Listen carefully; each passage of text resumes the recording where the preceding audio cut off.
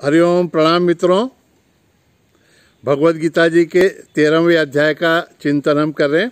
क्षेत्रज्ञ विभाग योग।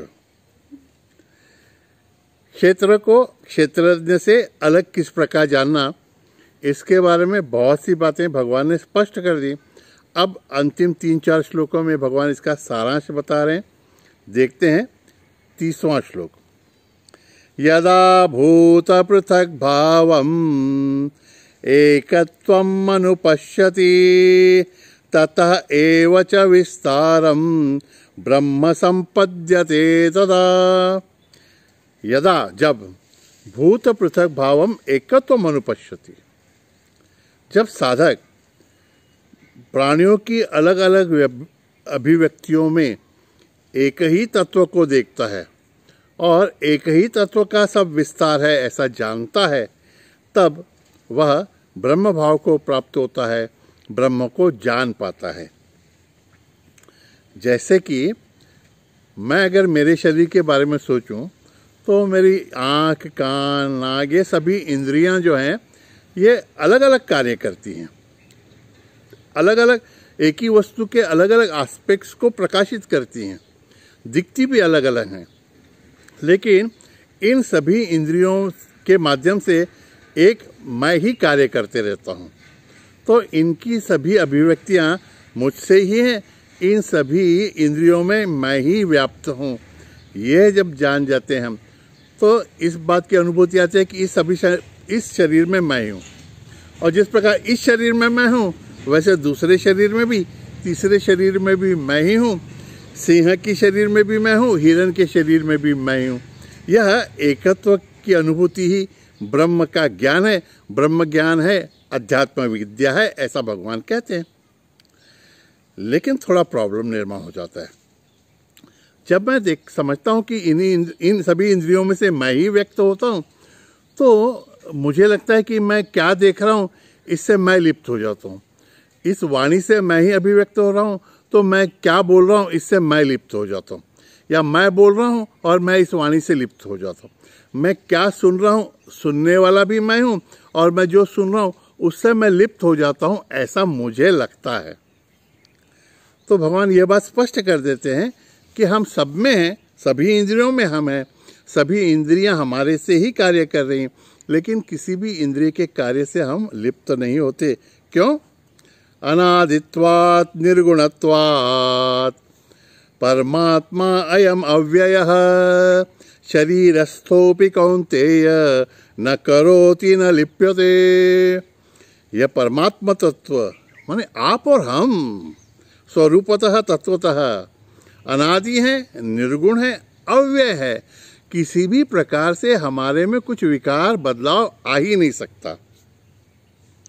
अव्यय है परमात्मा अयम, यह परमात्मा जो है अंदर हमारे जो बैठा है, जिससे हम एक रूप हैं, वह शरीर में रहते, शरीरस्थोपी, शरीर में रहते हुए भी न करोति न लिप्यते, न तो कुछ करता है न किसी भी चीज़ से लिप्त होता है।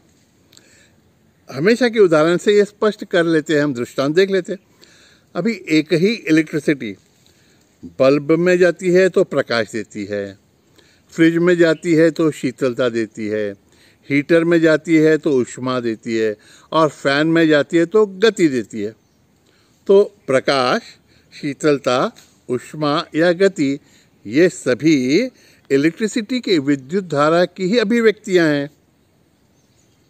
एक ही इलेक्ट्रिसिटी सभी में अभिव्यक्त हुई है, लेकिन यह अभिव्यक्तियां इलेक्ट्रिसिटी के गुण नहीं हैं, या इलेक्ट्रिसिटी स्वयं शीतल तो हुई नहीं, या इलेक्ट्रिसिटी हीटर में स्वयं गर्म भी नहीं हुई, फैन में वह स्वयं गतिमान भी नहीं हुई, या बल्ब में वह स्वयं प्रकाश भी बनी नहीं। ये तो उपाधियों के गुणधर्म अभिव्यक्त हुए हैं। इलेक्ट्रिसिटी तो सब में समान पहले थी, कार्य करते समय भी है, और बाद में भी इलेक्ट्रिसिटी जैसी थी वैसी ही है। इलेक्ट्रिसिटी स्वयं कुछ नहीं करती, या इन सभी शीतलता, ऊष्मा, इन सभी अभिव्यक्तियों से लिप्त भी नहीं होती। कितना अच्छा उदाहरण है। उसी प्रकार इस शरीर में सभी अंगों में से सभी इंद्रियों में से हम ही अभिव्यक्त हो रहे हैं, हम ही संवेदना ग्रहण कर रहे हैं, लेकिन न तो हम कुछ करते हैं न तो हम लिप्त होते हैं।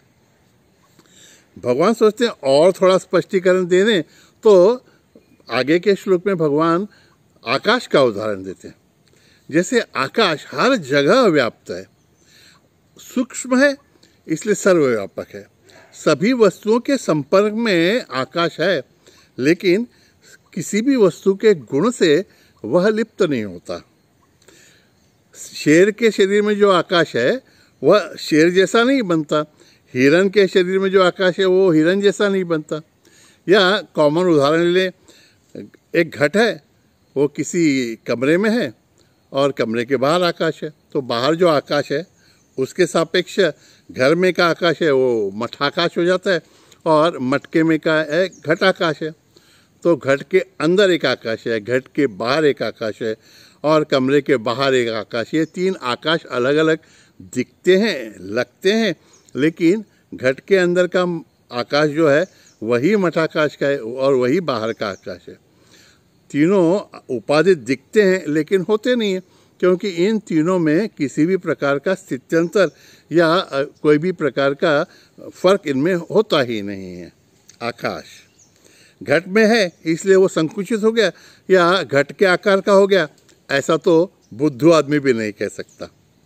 तो हमको तो समझना भी नहीं चाहिए कि वो जो चैतन्य है वो इस शरीर में आने के बाद इस शरीर से उपादित हो गया है, ऐसा समझना ही मूर्खता है मित्रों। भगवान और 13वें अध्याय का समापन करते करते उदाहरण देते हैं सूर्य का। आसमान का जो सूर्य है वह सभी वस्तुओं को प्रकाशित करता है।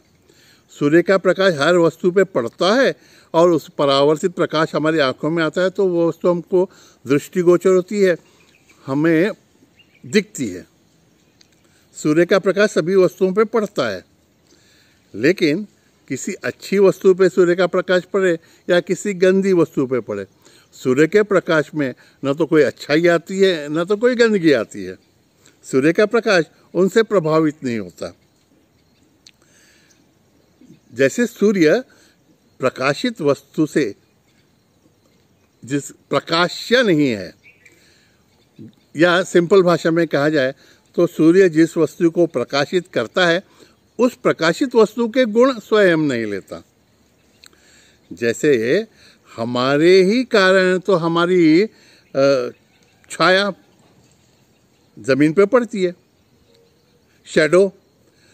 तो शैडो अगर कीचड़ में पड़ी है तो क्या वो शैडो कीचड़ में लिप्त हो गई तो हम कीचड़ से लिप्त हो गए, ऐसा हो जाता है क्या? हमारे कारण ही वह शैडो है, छाया है, लेकिन छाया के गुणों से हम लिप्त नहीं होते। वैसे ही चैतन्य इस शरीर में है, सभी शरीरों में जो चैतन्य है वह इन शरीरों के, इन अवयवों के, इन इंद्रियों के किसी भी कार्य से लिप्त न होते हुए अपने सच्चिद आनंद स्वरूप में ही हमेशा स्थित रहता है, हर परिस्थिति में। मित्रों, यही तो सारांश है क्षेत्रज्ञ विभाग योग का। भगवान हमको समझाना चाहते हैं कि हम सब इस शरीर में रहते हुए भी हंसते खेलते हैं, खाते पीते हैं, सभी क्रीड़ाएं करते हैं, सभी अनुभव लेते रहते हैं, बहुत कुछ करते हुए दिखते हैं, लेकिन भगवान स्वयं कहते हैं कि तुम लोग मेरे अंश हो, मेरे ही स्वरूप हो, मैं ही तुम्हारा आत्मा स्वरूप हूँ, तुम स्वयं चैतन्य स्वरूप हो। इसलिए किसी भी परिस्थिति में तुम इस शरीर से, इस क्षेत्र से, इस क्षेत्र के विकारों से और इस क्षेत्र के गुणों से कभी भी लिप्त नहीं हो सकते। कितनी अच्छी भावना है ना मित्रों। ये अगर ध्यान में आ जाए कि जो कुछ भी हो रहा है हम उसको देखने वाले हैं, उससे प्रभावित होने वाले नहीं हैं, हम उसको प्रकाशित कर रहे हैं, तो वो गुण जो है वो हमको प्रभावित नहीं कर सकता। फिर आनंद में हो या दुख में हो, हम तो हमेशा आनंद स्वरूप ही रहेंगे, परमात्मा स्वरूप ही रहेंगे। आनंद स्वरूप हैं, हमारे मन को आनंद की अनुभूति न आती हो तो भी ध्यान में रखें कि इस मन से हम अभिव्यक्त हो रहे हैं, हम मन नहीं हैं। शरीर में वेदनाएं होती रहेंगी तो ध्यान में रखना है ये शरीर की वेदनाओं से हम एक रूप नहीं हैं। इन शरीर की इन सभी वेदनाओं को हम प्रकाशित करने वाले हैं। कितना अच्छा ज्ञान है ना, बस इसी पे चिंतन हो और भगवान की सद्गुरु की कृपा से यह ज्ञान हमारे अंतःकरण में स्थित हो जाए तो बात बन जाए। हरिओम तत्सत। नारायण नारायण नारायण।